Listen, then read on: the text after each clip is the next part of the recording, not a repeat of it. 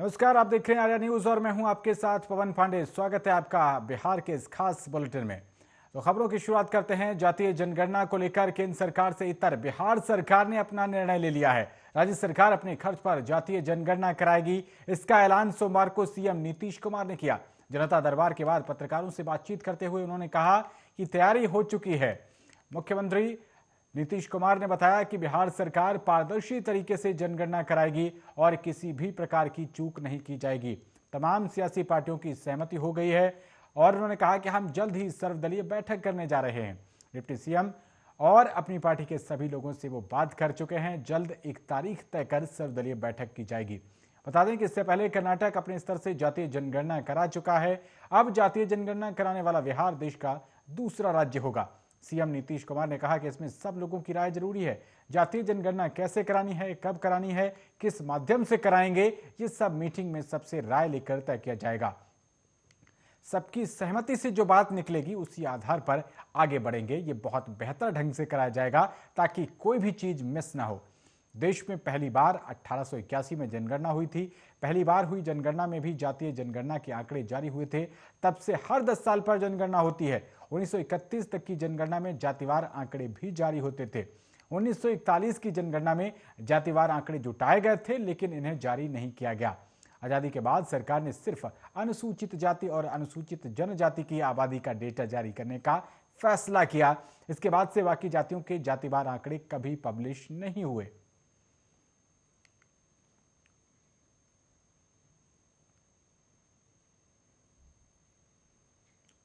तो बिहार में कोरोना का खतरा धीरे धीरे बढ़ रहा है। दिसंबर के बीते 6 दिनों में कोरोना के 21 नए मामले सामने आए हैं। पिछले 24 घंटे के अंदर 7 नए पॉजिटिव केस सामने आए हैं। इनमें सबसे ज्यादा पटना में 6 लोगों में संक्रमण की पुष्टि हुई है। एक पॉजिटिव वैशाली का है। यह स्थिति तब है जब जांच टारगेट के बाद भी 2 लाख के पार नहीं जा रही है।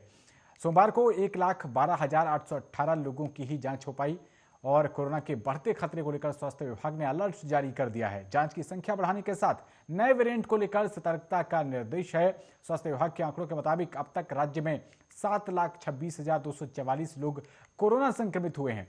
इनमें 7,14,126 लोगों की रिपोर्ट नेगेटिव हो गई है। ये लोग कोरोना को मात दे चुके हैं, लेकिन 12,090 लोगों की जान संक्रमण से चली गई। आंकड़ों के मुताबिक बिहार में कोरोना से रिकवरी रेट 98.33% पहुंच गई है और संक्रमण का खतरा अन्य जिलों की अपेक्षा पटना में काफी अधिक है। बिहार में कुल 27 एक्टिव मरीज हैं। इनमें पटना में सबसे अधिक 18 मरीज हैं। अररिया में 1, गया में 1, गोपालगंज में 1, किशनगंज में 1, रोहतास में 1, समस्तीपुर में 2 और वैशाली में 2 एक्टिव मामले हैं। कोरोना के नए वेरिएंट को लेकर सरकार ने स्वास्थ्य विभाग को पूरी तरीके से अलर्ट मोड पर रखा है। पटना में दुबई से आए 2 लोगों की रिपोर्ट कोरोना पॉजिटिव आने के बाद से अलर्ट बढ़ा दिया गया है। जीनोम सीक्वेंसिंग कराई जा रही है और इसमें रिपोर्ट आई तो फिर आगे की कार्रवाई की जाएगी।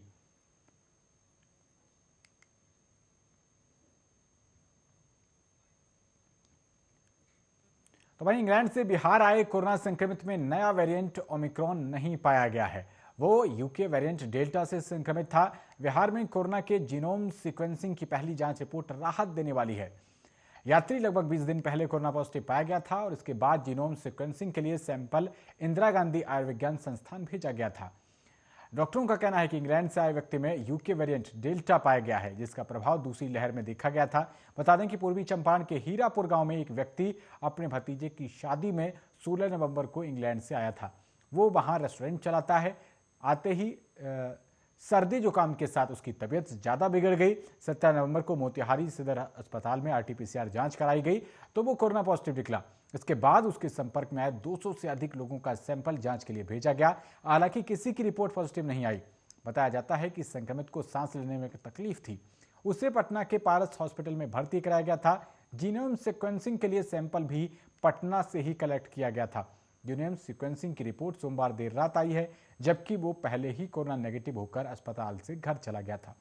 इंदिरा गांधी आयुर्विज्ञान संस्थान की माइक्रोवायरोलॉजी विभाग की एचओडी डॉक्टर नम्रता ने बताया कि जीनोम सीक्वेंसिंग के लिए सैंपल की जांच कराई गई है। इसमें संक्रमित की रिपोर्ट में ओमिक्रॉन वेरिएंट नहीं पाया गया है, डेल्टा वेरिएंट पाया गया है, जिसमें दूसरी लहर में भारत में अपना प्रभाव दिखाया था। तो डेल्टा वेरिएंट ही भारत में पाया जा रहा है, इसलिए इससे टेंशन की जरूरत नहीं है। बाहर से आने वालों में ओमिक्रॉन की तलाश की जा रही है और कोरोना का नया वेरिएंट ओमिक्रॉन अगर मिलता तो खतरे की बात थी, लेकिन पहली जांच रिपोर्ट में कोरोना का कोई नया वेरिएंट नहीं पाया गया है, जो हम सबके लिए राहत की बात है।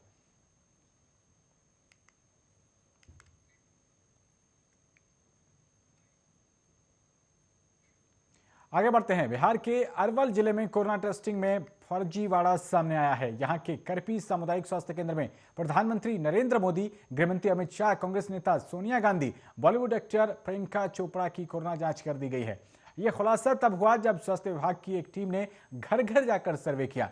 बताया जा रहा है कि करपी सीएचसी में मिले रैपिड एंटीजन टेस्ट किट से जांच के नाम पर सैकड़ों लोगों का नाम फर्जी तरीके से डाल दिया गया है। इनके नाम और मोबाइल नंबर पूरी तरीके से गलत हैं। वहीं 27 अक्टूबर को आरटीपीसीआर जांच के नाम पर कई बड़े दिग्गजों का नाम शामिल कर दिया गया है। इसमें प्रधानमंत्री नरेंद्र मोदी, अमित शाह, सोनिया गांधी का नाम अहम है। कोरोना टेस्टिंग में प्रियंका चोपड़ा के अलावा कैटरीना कैफ, ऐश्वर्या राय समेत कई फिल्मी कलाकारों का नाम भी शामिल है। इस मामले में स्वास्थ्य विभाग का कोई भी अधिकारी कुछ भी कहने से सीधे तौर पर बच रहा है। अरवल डीएम प्रियदर्शिनी का कहना है कि पूरा मामला बहुत ही संगीन है, हम इसकी जांच कर रहे हैं और जांच के बाद एफआईआर भी करेंगे। एमओआईसी से लेकर बीएचएम तक सभी से पूछताछ करेंगे। पीएम मोदी के जन्मदिवस पर स्वास्थ्य विभाग ने सभी स्वास्थ्य केंद्रों को वैक्सीनेशन के साथ साथ कोरोना टेस्टिंग का टारगेट दिया था और इसके बाद कई जगहों पर रिकॉर्ड तोड़ जांच और वैक्सीनेशन हुआ। अरवल में स्वास्थ्य विभाग ने कोरोना टेस्टिंग में फर्जी तरीके से लोगों का नाम डालकर टारगेट पूरा किया है। फर्जीवाड़ा इस कदर किया गया कि फर्जी नामों में राजनीतिक और फिल्मी कलाकारों के मोबाइल नंबर भी लिखे गए, जिनके घर का पता करपी प्रखंड के पुराण गांव में है। पीएम मोदी का नाम और पता करपी के 2 अलग अलग गांव में दिया गया है। वहीं फिल्मी कलाकार प्रियंका चोपड़ा का निवास स्थान और मोबाइल नंबर भी गलत है।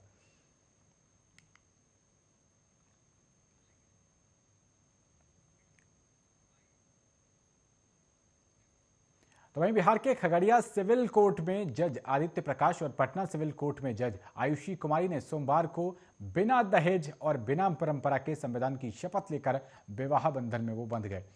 बिल्कुल नए अंदाज में दिन के उजाले में ये शादी महज 40 मिनट में संपन्न हो गई। न बैंड बाजा, न बाराती, न कन्यादान, न सिंदूरदान, न ही अग्नि के साथ फेरे लिए। इन्होंने इन्विटेशन कार्ड भी अनोखा रखा। शपथ पत्र को ध्यान में रखते हुए इसे छपाया गया और मेहमानों को आमंत्रित किया गया। जयमाला के बाद दूल्हे ने शपथ ली। उन्होंने कहा कि मैं अपनी पत्नी को अधिकार देता हूं कि वो अब सिंदूर का इस्तेमाल सौंदर्य प्रसाधन के रूप में करेगी। राजधानी के आम्रपाली रेस्टोरेंट में आयोजित इस शादी की खास बात यह भी रही कि पहले दुल्हन ने शपथ पत्र पढ़ा, इसके बाद दोनों ने एक साथ शपथ पत्र पढ़ा, फिर एक दूसरे को जयमाला पहनाई। इस तरह दोनों सदा के लिए एक दूसरे के हो गए। इस अनोखे विवाह समारोह में वर और कन्या पक्ष से महज 100 लोग ही शामिल हुए। इनके लिए खाने का भी प्रबंध था और इस सादगी वाली बिना दहेज की शादी के गवाह रहे पाटलिपुत्र विश्वविद्यालय के राजनीति शास्त्र के प्राध्यापक डॉक्टर दिलीप कुमार। इन्होंने बताया कि दोनों ने सादगी की मिसाल पेश की है और इससे समाज में दहेज रहित शादी के लिए लोग प्रेरित होंगे। अक्सर शादियां रात में होती हैं, ऐसे में डेकोरेशन और लाइटिंग के साथ कई तरह के खर्च होते हैं। लड़की पक्ष को अक्सर कर्ज लेकर बेटी की शादी का इंतजाम करना पड़ता है, लेकिन आदित्य और आयुषी ने अपनी पारिवारिक सहमति से कम खर्च हो इसलिए दिन में ही शादी की। आयुषी पूर्णेंदु नगर फुलवारी शरीफ की रहने वाली हैं। आदित्य प्रकाश हाजीपुर के यूसुफपुर के रहने वाले हैं।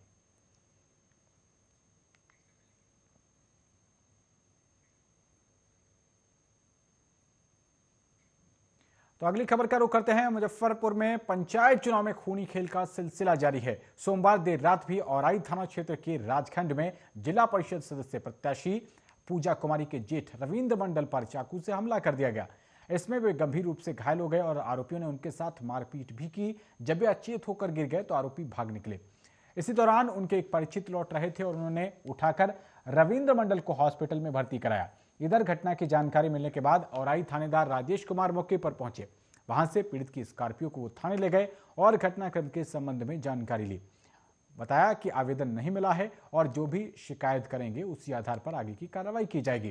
पीड़ित ने बताया कि देर रात वे क्षेत्र में वोटरों के बीच पर्चा बांटकर घर लौट रहे थे और इसी दौरान रास्ते में 6 बाइक सवार लोगों ने उनको रोक लिया और स्कॉर्पियो से उतारकर मारपीट करते हुए चाकू से हमला कर जख्मी कर दिया, जिसमें वो खून से लहूलुहान होकर गिर पड़े। और पीड़ित का कहना है कि हमलावरों को वे पहचानते हैं। इसमें एक डीलर का बेटा समेत अन्य लोग थे। ये सभी चुनावी रंजिश का नतीजा है और पहले भी कई बार उनके साथ मारपीट की घटना को अंजाम दिया गया है। घटना को लेकर इलाके में तनाव का माहौल व्याप्त हो गया है। पुलिस इसकी निगरानी कर रही है। बता दें कि कल औराई में चुनाव होना है, लेकिन इस घटना में इलाके में तनाव कायम हो गया है और पुलिस की भी चिंता बढ़ा दी गई है। पुलिस की भी चिंता बढ़ गई है कि कहीं चुनाव के दिन कोई अप्रिय घटना नहीं हो। इसे लेकर वरिष्ठ अधिकारी भी मॉनिटरिंग कर रहे हैं।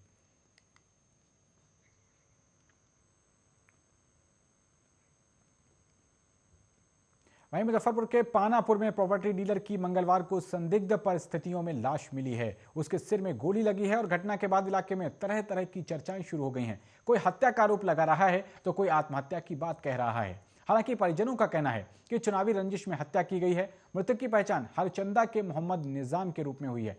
बताया जाता है कि उसकी पत्नी रेहाना खातून इस साल पंचायत समिति सदस्य की उम्मीदवार थी, लेकिन चुनाव हार गई थी। लाश मिलने की सूचना पर पानापुर ओपी प्रभारी सुशील सिंह मौके पर पहुंचे और आसपास की छानबीन की तो मौके से एक पिस्टल मिली है। आशंका जताई जा रही है कि गोली इसी से चली होगी।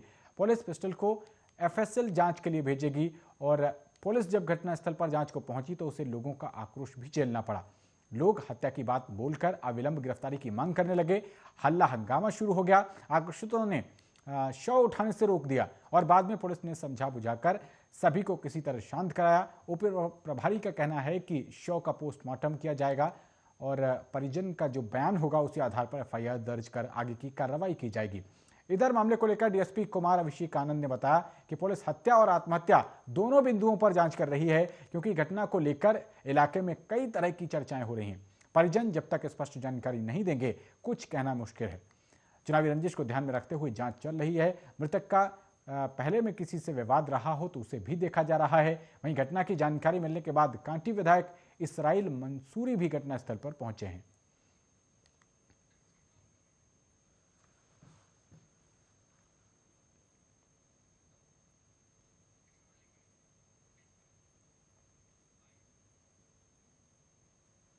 वहीं रोहतास के शिवपुर हाट स्थित दक्षिण बिहार ग्रामीण बैंक शाखा में सोमवार को अपराधियों ने बैंक कर्मियों से मारपीट कर 11,45,000 के करीब रुपए लूट लिए। बताया जा रहा है कि बैंक बंद होने के समय हथियारों से लैस 4 अपराधियों ने बैंक में प्रवेश किया और लूटपाट करने लगे। विरोध करने पर प्रबंधक राजकुमार पंडित और एक महिला कर्मी के साथ मारपीट भी की, जिसमें उन्हें आंशिक चोटें आई हैं। बैंक कर्मियों ने बताया कि इस घटना में लगभग 11,45,800 रुपए की लूट हुई है। अपराधी बाइक पर सवार होकर फिल्मी अंदाज में आए और लूटकर आराम से फरार हो गए। घटना की सूचना पर एसडीपीओ शशिभूषण सिंह और थानाध्यक्ष मनोज कुमार दलबल के साथ घटनास्थल पर पहुंचे। ग्रामीणों के मुताबिक लूट की घटना संदिग्ध है और घटना के बाद प्रबंधक की किसी प्रकार की कोई गतिविधि नहीं देखी गई। आधार बैंक में लगाए गए अलार्म आदि का उपयोग भी नहीं किया गया और विक्रमगंज एसडीपीओ ने बताया कि अहम बिंदुओं पर जांच की जा रही है। फिलहाल अपराधियों की गिरफ्तारी के लिए पूरे जिले में नाकाबंदी कर दी गई है। छापेमारी की जा रही है।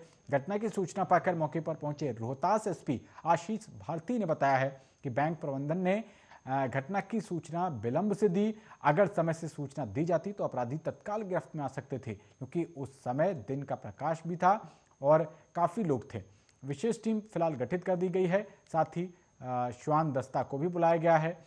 घटना के प्रत्येक बिंदु पर जांच की जा रही है।